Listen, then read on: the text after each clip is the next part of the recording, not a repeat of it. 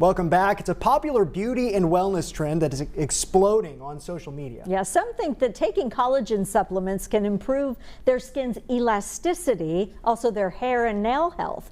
But does it really work? And what are the alternatives? Here's Mandy Gaither. It's all the rage, consuming collagen to turn back time by tightening and hydrating skin.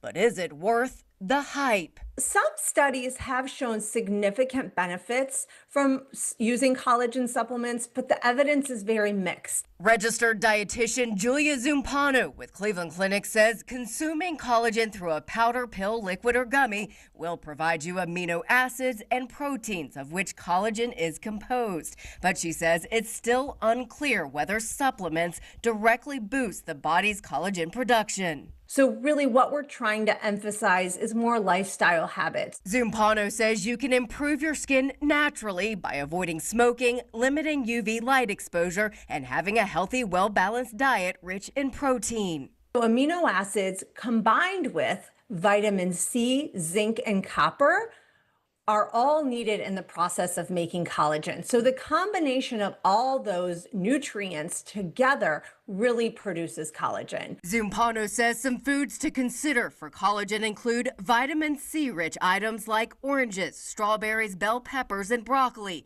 Foods with amino acids including mushrooms, cabbage, asparagus, peanuts, fish, red meat, turkey, chicken, pork skin, and granola. Copper and zinc are found in foods like nuts and seeds, liver, lobster, oysters, and leafy greens. You can pretty much get all that you need through your dietary sources. For Health Minute, I'm Mandy Gaither.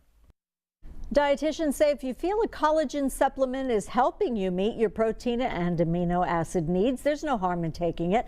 But they do recommend that you try different collagen products to find the one that's right for you.